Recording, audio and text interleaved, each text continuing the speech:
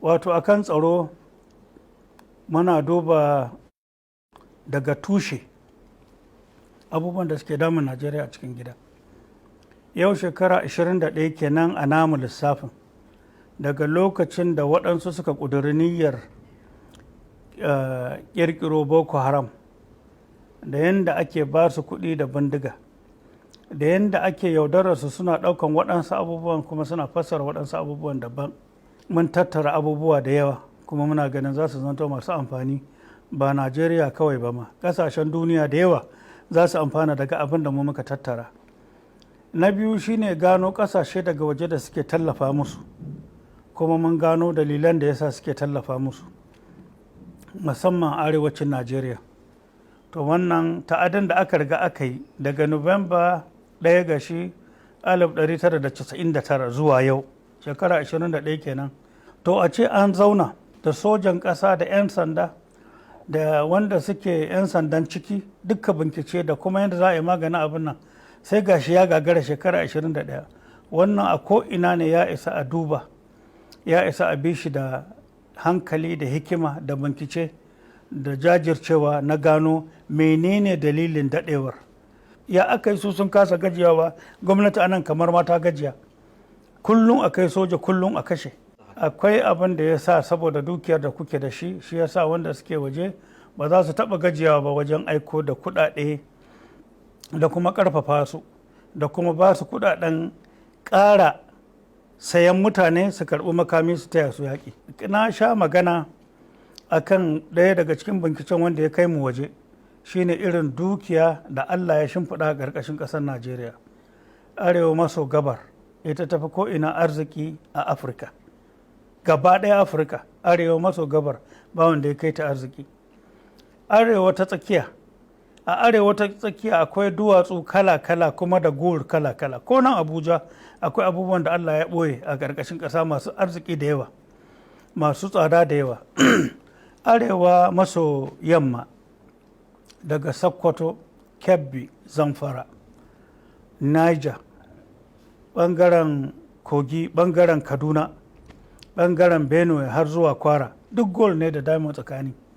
Akwai wani irin taɓo wanda da shi ake abubuwan da abin da yawa na zamani na kayan lantarki irin su kwamfuta da sauransu, kamar Yobe, duk anan. Yobe kuma a North East ɗin ma ba wanda ya kai ta arziki. Ita Borno ma akwai wani abu da ake kiran shi da turanci, ban san shi da Hausa ba, ana kiran shi rare stone, da blue diamond da green diamond. Salo na farko shine soja kanta da aka yi kuskure, aka bar soja ya zauna tare da ɗan sanda har suka kai wannan tsawon lokaci suna aiki iri guda kuma ba a taɓa canja ba.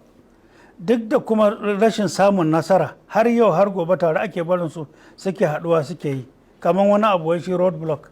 Ai road block shirme ne, road block ai cin rashawa ne da cin hanci. Ga gwamnatin da ta san me take sai an yi wa police surgery. Mun yi rubuce-rubuce da yawa akai kuma na ɓoye saboda zai taimaki Najeriya. Na soja sai an jinye su kwata-kwata, kuma an koma aiki da yadda za a dawo da su kwata-kwata. Sabon training, sabon wato canja aƙidarsu ta koma ta soja fil azal, saboda an gurɓata da yawa, ba zan ɓoye maka ba. Sun ga cewa a kai wannan ayyukan da ake, waɗansu ba su so ya ƙare, waɗansu kuma abin ba daidai suke ganin sa ba, suna son su jajirce kuma ƙasar ta zauna lafiya. Wanda suke aiki daban, wanda suke cin kuɗi daban. An kuma ka duba sai ka ɗauko sama gaba ɗayan ka duba daga yanda daga sama waɗansu suke alaƙa da sojojin musamman wajen kuɗi, akwai magana mai ƙarfin gaske. Shi yasa muke ta bincike mu ajiye, ko da wani zai mana magana gobe, ko a shari'ance, ko a matsayinmu na 'yan ƙasa, ko a matsayinmu na gobe wanda za a ce okay, ga tim nan ya zo ku shiga ku yi gyara, za ka gani za a iya yi da gaggawa kuma tsakani da Allah da gaskiya don gyaran Najeriya da mutuncin Najeriya. Ka yi takarar siyasa a baya. Haka ne. Yanzu ga an kaɗa kugen siyasa. Haka ne. Ko za ka yi kana cikin fafutukar siyasa yanzu ko kuma dai ka ja baya kana ta bincike kawai? Ai har na riga na yanke tikiti a wata jam'iyya ana kiranta Action Alliance. Tikitin da na yanka a wannan karan kuma daban yake da abin da na yi a baya. idan har ka samu nasara Na'am. ka zama shugaban ƙasa, wani abu za ka yi daban da abin da ake a yanzu? Abubuwan da zan yi suna da bambanci nesa ba kusa ba. Na ɗaya, ni mai la'akari da lokaci ne. Ni ba na so a ce aikin da zan iya yi a awa ɗaya wani ya zo ya ce saboda ya ƙirƙiro bureaucracy, duk da siyasa ce ba, za a ce a bari sai an yi kaza an yi kaza. Ban yarda da wannan ne. Ko da demokradiyya ne sai ka ce ai ƙasa kaza kaza kaza su ma demokradiyya suke. Ya aka yi ba sa jan magana haka? Ƙanƙanin abu da za a yi domin mutuncin mutane da ƙasa sai abu ya jajirce. Na farko, misali, abin da ya fi damun Najeriya a yau manya-manyan guda uku ne. Ɗaya shine tsaron Najeriya, biyu shine tattalin arzikin ƙasar Najeriya, uku shine dawo da martabar ƙasar, dawo kuma da hankalin duk ɗan Najeriya ya san cewa akwai doka da tsari a ƙasarsa, nan ƙasarsa ce kuma haka za ta faru. Ni a nawa shine duk ƙasar da ta ce wa'annan sun fi ƙarfin dokar ƙasa, wa'annan su ne talaka, su ne tabarmar da kowa zai taka, to dama ba a ma shirya komai ba. Da an amince Major Al-Mustapha, wataƙila wasu matasan ma na yanzu an haife su ne kana kurkuku har sun kawo munzalin da za su iya yin zaɓe. Wani irin darasi ka samu a zaman ka na kurkuku a kirkiri? Wato kurkuku ba kirkiri kawai na zauna ba. Kurkuku guda uku aka kai ni a cikin shekara 15. Haka kuma an kai ni yawanci kamar duk jihohin Najeriya na an karaɗa ni da ɗauka na a cikin shekara da 15 na yi tukun. A cikin 15 na yi shekara 5 da wata 2 a ɓoye kuma a cikin azaba. A rufe ido na a kai ni daga wannan jiha zuwa wannan jiha. Su da kansu wanda suke azabtar da ni an gaya musu ne za a kashe ni, shi yasa ni na san azabar da na sha. Allah kaɗai ya kawo ni da raina zuwa yanzu. Banda ba wai kai mu kirkirin ba haka, a'a mu aka sawa sabuwar doka mai ɗimi mai zafi. Wato amroban da ya fi kowanne muni a Najeriya ya fi mu gata. Shi zai iya ganin baki, mu ba mu isa ba. Amma za mu gani 5 za mu gani. 5 ɗin ma da lauya da masu kawo mana abinci. Saura 3 ma sai sun kawo hotuna guda 4 ake kawo da fari. Su suka kai na wurare kala wani state ni ban sani ba. Na san dai za a yi ido na a rufe ana tafiya da ni a mota, ba mai damuwa da ni. Akwai an sha tafiya da ni daga ne sai wando sai singlet, ba takalmi ba hula ba komai ba aski, ba za ka gane ni ba. A je a kuma ido na a rufe, ban san inda muke ba, za a sa ni wurare da yawa ba fitila. Ni da na san kawo ni wani guri, an san gada masu bani abinci, masu duka daban, masu mai daban, duk jikina za ka gani yawanci jini haka. Amma na taba tambayar singlet a kulle, na ce ko za ku taimake ni don canja singlet kawai saboda ina sallah. Ka san me an san? Ya za a yi gwamnati ta bata kudinta ta siya maka singlet, kai da kashe ka za a yi? Ni aka gaya haka. Lokacin da na fito daga prison ba an kama ni 1998 ranar Juma'a 21 October 1998. An sako ni a June 2013, shekara 15 kenan. Lokacin da Allah ya sa aka sako mu muka fito, na tsaya na yi lissafi wanda ni na sani a shirin a kashe na guda 11 ne. Amma kaga daga wani lokacin zuwa yanzu yaran da aka yi wa marabus, wanda yake waɗansu a cikinsu da su a cikin masu duka na ko ƙona ne da wuta don wani abu suke yi da, sai a hana na abinci kwana 1 kwana 2, kuma kullum in sun ga dama kofin ruwa irin na roba na kan titin nan shi kaɗai ne za a bani. In na ga dama na watsa a kaina, in na ga dama na sha, in na ga dama in kurkura baki, in na ga dama na wanka, amma ba ni da wani ruwa sai wannan kofin shi kaɗai. Shi ɗin ma kuma a cikin duhu, hannuna da sarƙa ta haɗe da wuyana, shi yasa za ka ga a wuyana za ka ga wani abu ja har yau ya ƙi fita. Kaushin ƙarfen da kuma daɗewar da ya a jikina ne. Ba asibitin da ban je ba an kasa cire shi yanzu. Da ƙafata yanzu ka duba duk jikina ka duk wuta za ka gani ƙonuwa ta wuta, leda ne. Yanda suke shi ne wannan kofin sai na yi hikima da wayo kan na tuntsirai.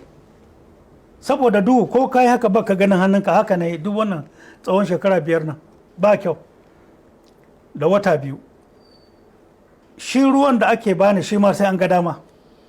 to sai su yi wani abu in sun ji kishruwa ta dame ni sosai ana so a azabtar da ni sai a kawo garin rogo ba da faifai ba fa garin sai a sa a hannuna to dole yunwa ta ishe ni kwana biyu dole za ka so ko mai dai ka ɗanɗana ko to idan ka ɗau garin rogo ka zo ka haɗe haka za ka ga jini yana dawa wannan kaushin nasa haka zai yanka makogoro ban taɓa sanin shi makami bane sai a nan shi yasa an san kawo za ka gani wani lokaci haka in na sa a baki na haka zan zauna in ya daɗe na ga zai iya wucewa sai in gwada kamar ni kaɗai ake wani abu da kafa da hannu da wuya ake ɗaure ni an ce wai na jingina a bango wani babban mutum a Najeriya ya je ya ruɗo Obasanjo ya gaya masa ni daga kabar Mustapha daga ya jingina a bango yanzu za ka ji shi a ƙasar waje ya tafi shi kuma suka yadda so azaba ta wata fita kowa ƙanƙanin ɗaki ne amma a tsakiya sai a yi ƙaton ƙarfe sai a haɗa da ƙarfen da ƙafata da hannu a ɗaure. Yanzu kana da wasu da kake kullace da su ko kuma yaya? Ni da wato akwai babban magana a nan azabar da suke min ko kuma tun kafin ita kowane mutum yana da baiwarsa tsakaninsa da ubangijinsa saboda haka in ban yafe wa wanda suka sani ba to ma ban san Allah ba shi yasa ina taku na farko daga prison addu'a nayi daya kowa ya ji ya sani na yafe musu duk wanda ya azabtar da ni na yafe mushi ni ba ruwana ba na rukun mutum a zukata. Akwai wani abu da nake so na yi littafi ne kuma ina jin kamar daidai an gama misali na ajiye ne sai nan gama da wata magana da Supreme Court take rubuta wanda yake ya shafe mu dan ina so su gama wannan takardar wanda suka azabtar da mu su suke jin tsoron wannan takardar ta fito gane suke zan nemi diyya a kansu shi yasa kaga abin yayi jinkiri. Najeriya tana ta da wuri a wuri guda sai ta yi gaba ta koma baya kai a fahimtar ka mecece matsalar Najeriya su waye matsalar Najeriya? Wato Najeriya nan tsakani da Allah da annabi waɗansu mutane ne wanda suka fi son kansu akan kowa waɗansu mutane ne wanda zuciyarsu ta bushe waɗansu mutane ne wanda suna ganin duniya ita ce farko ita ce ƙarshe waɗansu mutane ne wanda talaka daidai yake da shara a idonsu waɗansu mutane ne wanda imani ya yi nesa da zukatansu kuma ba su da yawa daga prison wata rana taɓa zama ina tunanin Najeriya daga abin da na gani na sani daga lokacin da na girma musamman lokacin da na zama ofisan soja daga abubuwan da muka gani da waɗansu 'yan tsirare wanda ike in dai abu ba hanyar su suka ce abin nan ya zama kaza ba a yi sai ba sai tuyon da suka ga dama ina ta lissafi a cikin duhu ni na lissafa mutum 56 su ne matsalar Najeriya ba yanda za a yi Najeriya ta yi yanda take so ko 'yan Najeriya su yanda suke so sai wannan 56 sai abin da suka ga dama sai abin da suka yi Allah ya sa su daina Allah ya sa su gyaru in sun gyaru Najeriya ta gyaru in sun yi sako-sako talaka za a saka mashi mara duk gurɓata Najeriya da kaga an yi na kwashe dukiyar Najeriya da yardarsu da amincewarsu ba ɗan sanda ko soja ko wani SS ko wani jami'an tsaro da zai taka su saboda sun fi gwamnatin arziki in kuma kai shugaban ƙasa ne rago dama baka san ma me kake ba misali sai da yadda suka ga dama suka juya ƙasa. Dangane da wannan batun tsaron nan da su batun fagen fama da yadda za a ƙara wa jami'an tsaro ƙwarin gwiwa a yi mai gaba ɗaya a murƙushe wannan matsalar. Yau idan kana shugaba kai me za ka yi ne daban da yadda mahukunta suke tunkarar batun tsaro da jami'an tsaro? Na farko kana ganin sojan nan ni janye su zanye sai an koya musu hankalin gaskiya. Hankalin gaskiya kuma shine koma turbar menene soja. Menene sojan ƙasa menene sojan sama menene sojan ruwa a yau ga janarori nan da yawa sai ka rasa me na yawan nasu na kuma me suke yi mamman ba mu zauna mun tambaye mu ba mutum da har ya girma ya kai janaral me kake so ka gani a halayen shi da halayensa da maganarsa da saninsa da jajircewar shi da rashin tsoronsa da tsayawa cewa shi yana representing soja ne to shine katanga ta ƙasa. Amma yau za ka ga soja ya tsaya yana ta salutin wannan ranka da ranka ya kamar maroki duk janar da ka ga yana yawan haka ai ya riga aikin soja ya riga ya fita a jikin shi kuma ba kwa san wanda aikin sojin ya fita a cikin su kuna neman zarata ne kalma zarata har ka girma da general shine cewa ko da fitina ta tashi su shugabannin siyasan za su iya cewa muna da zaratan janarori wanda za su iya kare mu za kuma su yin aikin su soja da kansu ai suna dubawa ne wane ne kwamandan mu ai kwamandan nan wane ne. Iyakacin shi ya zauna a cikin office air condition ya ji daɗinsa, yara na cikin rana, yara na daji, shi yana nan. Ai ba haka ake son soja ba. Ai sojan gaskiya da amana shine wanda daga soja sun san cewa wane ne kwamandanmu, ƙarfin zukatansu da ƙarfin hankalinsu sun san ko sun yi kuskure za a kare su. Wallahi tallahi a wata 6 in dai ni ne ba ku soja, ni bakon soja ne, kowa ya san abin da za a iya. Makaman da kuke nema kaza kuke nema, watakila zurfin bankicen da muka yi bai kai ga yadda su suke tunani ba. Ina satellite ta Najeriya, duk shegantaka ce ake koya yara ƙanana. Ranar da zan yi maganar satellite ta Najeriya za ka ji akwai manyan da suka san inda take. Yi mun binciko, ni na san inda take, ba magana ce ta yanzu ba. Na san dan abin nan da na faɗa haka ma yanzu haka waɗansu in har za su ji wannan abin da nake faɗa za ka ga wallahi za su yi makirkita mai nauyi.